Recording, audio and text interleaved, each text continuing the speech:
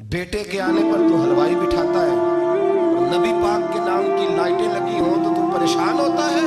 ہم سے کبھی پوچھ، تجھے بتائیں بس نہیں چلتا، ورنہ تاڑے توڑ کے چھتوں پہ لگا دیں۔ بس نہیں چلتا، فرشتوں کو بھی کہیں آؤ ہمارے ساتھ شامل ہو جاؤ، آمد مصطفیٰ مرحبا مرحبا کا نعرہ لگانا ہے، ہمارا بس نہیں چلتا، ورنہ دنیا کی ساری نعمتیں بچھا دیں۔ لوگوں کو بتلائیں کہ اصل تو خوشی منانے کا دن ہی آج ہے، جب اللہ نے ہمیں اپنا پیارا رسول عطا فرمایا ہے۔ اور ہمارے امام تو کہتا ہے میلاد نہ کر، ہمارے امام نے تو کہا حشر تک ڈالیں گے ہم، حشر تک، یہ 2-4 دن کا تو پروگرام ہی نہیں ہمارا، حشر تک ڈالیں گے ہم پیدائش مولا کی دھوم، اور مثل فارس نجد کے کلے گراتے جائیں گے، خاک ہو جائیں عدو چل کر مگر ہم تو رضا، دم میں جب تک دم ہے ذکر ان کا سناتے جائیں۔ ہمارا تو 1-2 دن کا پروگرام ہی نہیں۔ اب سوچ کتنی بڑی نعمت ہے۔ حضرت عباس سے کسی نے کہا تھا اللہ کی سب سے بڑی نعمت، تو بخاری اٹھانا، فرمانے لگے محمد نعمت اللہ، بخاری ہے بخاری، فرمایا محمد اللہ کی سب سے بڑی نعمت ہے، صلی اللہ یہ سب سے بڑی نعمت ہے۔ کچھ کر تو صحیح لگا۔ ایک مجھے کہنے لگا نہیں وہ 9 ربیع الاول کو آئے تھے، تو میں نے کہا 9 کو میلاد مناؤ، کوئی مسئلہ نہیں، 9 کو میلاد مناؤ، کوئی مسئلہ ہی نہیں، ہم تو سارا سال مناتے ہیں، بس 9 کو مناؤ نا بھائی۔ کون کہتا ہے عید نہیں ہم کہتے؟ میں نے کہا چلو جشن میلاد کہہ لیا کرو، کسی طرف آؤ تو صحیح نہ بھائی، جشن میلاد ہی کہہ لو، یہ کہہ لو تم نے خوشی منانی ہے تو محفل میلاد کہہ لو، نہ عید کہو، عیدیں 2 ہی ہیں۔ میں نے کہا نہیں وہ تیری غلطی ہے، میرے نبی نے کہا ہر جمعہ میری امت کی عید ہے۔ اور قرآن پاک پڑھ، قرآن پاک پڑھ، حضرت عیسیٰ کہتے تھے یا اللہ جب تو منو سلوہ نازل کرے گا وہ دن ہمارے لیے عید کا دن ہوگا۔ اور سیاستہ پر حضرت عمر کہا کرتے تھے جس دن دین مکمل ہوا یوم اکملت لکم، یہ آیتیں نازل ہوئی، تو فرمایا وہ دن ہمارے لیے عید کا دن تھا۔ یہودی ہمیں کہتے تھے یہ آیتیں ہم پہ آتی تو ہم عید مناتے، یہ بھی تیری غلطی ہے کہ عیدیں 2 ہی ہیں۔ رب جب بھی کسی کو دید کرائے وہ عید کا ہی دن ہوتا ہے، وہ عید کا ہی دن ہوتا ہے بھائی۔ ہمارے لیے سب سے بڑی عید یہ ہے، اس لیے کہ باقی عیدیں اسی عید کا صدقہ ہے، صلی اللہ تعالی علیہ۔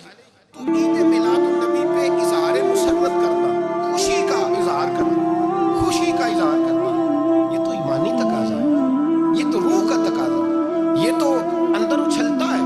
شریعت جتنی ہمیں اجازت دیتی ہے اتنا ہم کرتے ہیں، اور کوئی میلاد کی محفل میں کوئی ایسا کام نہیں ہوتا جو شریعت سے ٹکراتا ہو۔ پہلے کیا ہوتا ہے؟ تلاوت، منع ہے قرآن پڑھنا۔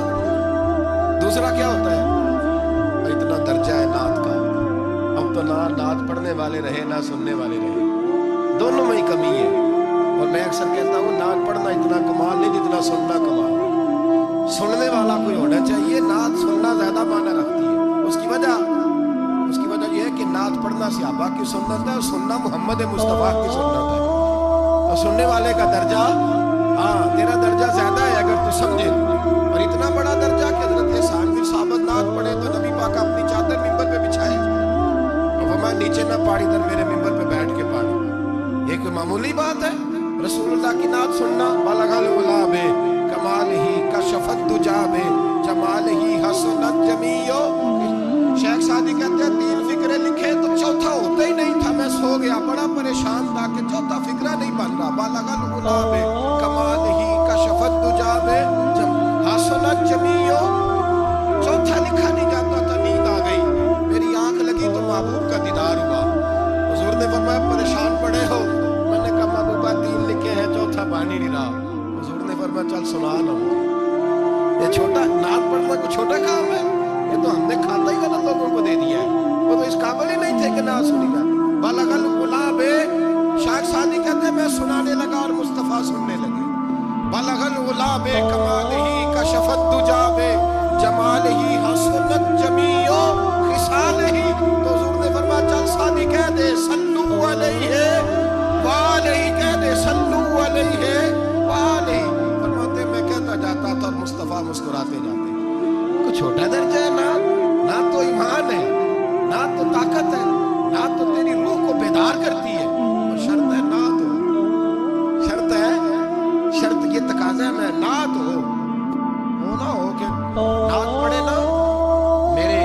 صاحب فرماتے ہیں نعت کا مقصد ہے جب بندہ نعت پڑھے تو اس کا دل نبی پاک کے گنبد کی طرف جائے، جب نعت سنے تو اس کی توجہ رسول پاک کی جانب جائے۔ یہ نہ ہو کہ نعت سنے تو توجہ گانے کی جانب جائے، یہ نہ ہو کہ نعت ہو رہی ہو تو لوگ کہیں، میرے کان میں لوگ کہہ دیتے ہیں، آپ یقین کریں محفل میں بیٹھے لوگ کہتے ہیں فلانے گانے کی طرز پہ لاتا تھا، تو کدھر گیا تھے آپ؟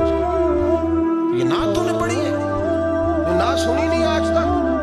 ہاں، اگر نعت پڑھنی ہو تو علامہ اقبال کی لکھی ہوئی پڑھا کر، اگر نعت پڑھنی ہو تو شیخ سعدی کی لکھی پڑھا کر، اگر نعت پڑھنی ہو تو حضرت سعد بن ثابت کی لکھی پڑھا کر، اور اگر تیرا دل کرے کہ نعت بھی ہو، جذبات بھی ہو، حسن بھی ہو، علم بھی ہو، عمل بھی ہو، قرآن بھی ہو، حدیث بھی ہو، تو پھر امام محمد رضا فاضل بریلوی کی پڑھا کر، پھر اعلیٰ حضرت کی پڑھا کر، تجھے پتہ چلے چمک تجھ سے پاتے ہیں سب پانے والے، میرا دل بھی چمکا دے چمکانے والے۔ اعلیٰ حضرت کہنے لگے یا رسول اللہ میری سفارش نہ کرو، ڈر لگتا ہے قیامت کی رات بڑی گہری ہے، سفارش نہ کرو، اس طرح کرو میرا بازو پکڑو اور جنت تک پہنچا کے آؤ، میرا بازو پکڑو اور جنت تک۔ کہتے ہیں میں مجرم ہوں آقا مجھے ساتھ لے، سونیا نہ ڈر لگتا ہے، وہ بچہ کہتا ہے میں نے نہیں باہر جانا، اندھیری رات ہے، ابا جی نال چلو، تو بلا مثال بلا تشبیہ صرف سمجھانے کے لیے، کسی کوئی بڑا ساتھ ہو تو ڈر نہیں لگتا۔ اب یہ نعت ہے نا، چمک تجھ سے پاتے ہیں سب پانے والے، میرا دل بھی چمکا دے چمکانے والے۔ کہتے ہیں یا رسول اللہ محشر کی رات بڑی گہری ہے، میں مجرم ہوں آقا مجھے ساتھ لے لو کہ رستے میں ہے جا بجا تھانے والے۔ سونے جرم کر گیا اور پکڑا نہ جاؤں کہیں، مہربانی کر مجھے پردوں میں چھپا دے، مجھے مدثر اور مزمل کی چادر کے نیچے کر لے، میں مجرم ہوں مجھے ساتھ لے کہ رستے میں ہے جا بجا تھانے والے۔ اور پھر تڑپ اٹھے، کہنے لگے کوئی یہ نہ سمجھے وہ چلے گئے، تو زندہ ہے واللہ تو زندہ ہے واللہ، میری چشم عالم سے چھپ جانے والے، میری چشم عالم سے چھپ جانے والے۔ تو بھئی نعت ہو، نعت اس کا معیار ہو، اس معیار کی نعت، یہ کوئی طریقہ نہیں کہ دو بندے تاف لے کے آ گئے، چار اس کے ساتھ نعت خاں صاحب آئے، نماز گھر پڑھ آئے، گھر جا کے دوبارہ پڑھیں۔ اور میں بات ابھی عرض کروں گا، مجھے یہ مضمون مکمل کرنے دے، پھر تقاضوں پہ آتا ہوں۔ محفل میلاد تو رسول اللہ کے آنے کا شکر ہے، قل بفضل اللہ و برحمتہ فبذلک فلیفرحوا، محبوب کہہ دے جب فضل ملے رحمت ملے تو پھر انہیں چاہیے کہ خوشی منائیں۔ محفل میلاد، اور بھائی یہ نہ کہا کر کے یہ پیسے غریب کو دے مسکین کو دے، محفل میلاد میں بات غریب کی ہوتی ہے، ہم بتاتے ہیں کہ یہ وہ دن ہے جس دن آ کے میرے نبی نے بیوہ کی بات کی، غریب مسکین لاچار غریب کی بات کی۔ یہ محفل میلاد غریبوں کے جلسے کا نام ہے۔ اعلیٰ حضرت فرماتے ہیں ہم غریبوں کے آقا پہ بے حد درود، ہم فقیروں کی ثروت پہ لاکھوں سلام۔ یہ میلاد غریبوں مسکینوں یتیموں بیواؤں کے نام کا جلسہ ہے، شکوہ ہے مجھے اس جلسے سے۔ جلسہ تو میلاد کا ہو پر صدارت چودھری کر رہا ہو، صدارت مالدار کر رہا ہو، وڈیرا کر رہا ہو، کوئی ضرورت نہیں۔ جلسہ میلاد کا ہو تو صدارت کسی غریب کو کرنی چاہیے، ماڑے کو کرنی چاہیے، ورنہ ضرورت کیا ہے؟ حضور کے میلاد میں آئے ہیں وہ سارے مہمان خصوصی، کوئی عرض نہیں، کچھ نہیں ہونے لگا، کوئی نہیں کھا جاتا، چھوڑے اس چیز سے باہر آئے، تو یہ تو شکر ہے۔ اور یہ تذکرے جتنے میلاد کے تذکرے ہوں گے اتنی غریبوں کی بات ہوگی، اتنی اسلام کی روح کی بات ہوگی، بیوہ کی بات ہوگی۔ اور سیابا تو اس دور میں لوگ کہتے ہیں سیابا میلاد کرتے تھے، میں نے کہا چلو تمہیں سمجھ تو نہیں آنی پر سمجھا دیتا ہوں، سیابا تو اس وقت کرتے تھے جب کرنا تھا ہی بڑا مشکل، اب تو مشکل نہیں نا، سیابا تو تب کرتے تھے جب کیا جا سکتا ہی نہیں، بڑا مشکل۔ سنو ابن شام اٹھا کے دیکھو، سیرت کی کتابیں پڑھو، نبی پاک صلی اللہ علیہ وسلم کے صحابہ قریش مکہ کے ظلم و ستم سے تنگ آ گئے، حضور نے بعض مجبوروں بے قصوں کو اجازت دے دی حبشہ ہجرت کرنے، حبشہ چلے گئے۔ حبشہ جب پہنچے تو ان میں حضرت جعفر طیار بھی تھے، حضرت علی کے بھائی، اور ایک گروہ تھا پورا صحابہ کا جو حبشہ گیا۔ قریش مکہ نے وہاں پر بھی آرام سے نہ بیٹھنے دیا، پیچھے سے کچھ سردار گئے، جا کے چھیڑا، کہا یہ ہمارے بھاگے ہوئے غلام ہیں، ہمارے بتوں کو برا کہتے ہیں، نیا دین انہوں نے اخذ کر لیا ہے، ہمارے حوالے کر دو۔ حضرت جعفر طیار کہتے ہیں नजाशी बादशाह ने हमें बुलाया। कुछ लोग मेरे दोस्त मशवरा देने लगे जरा हल्की फुल्की बात करना।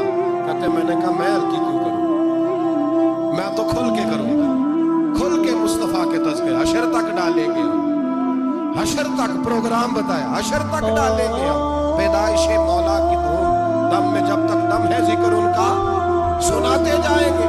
फरमाया मैं हल्की बात नहीं। हजरत जाफर ने नजाशी बादशाह के दरबार में खड़े हुए, इस्लाम की गुर्बतों का आलम, गुर्बतों का, अभी मक्के में रहने को जगह नहीं, मक्के वाले सताते, मदीने हिजरत हुई नहीं, हबशा गए तो वहां पहले काफिर पीछे पहुंच गए।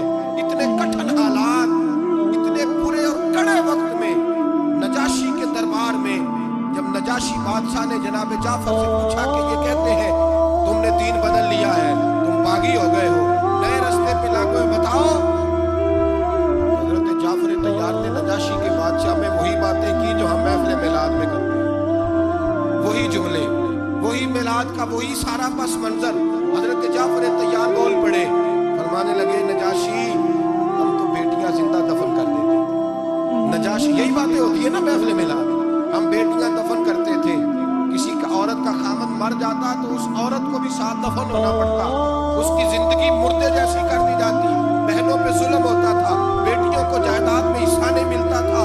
ऐ नजाशी हमारे यहाँ गरीब पिसा करता था, यतीम पिसा करता था, मजबूरियां थी, परेशानियां थी, दुख ही दुख, आजमाइशें ही आजमाइशें।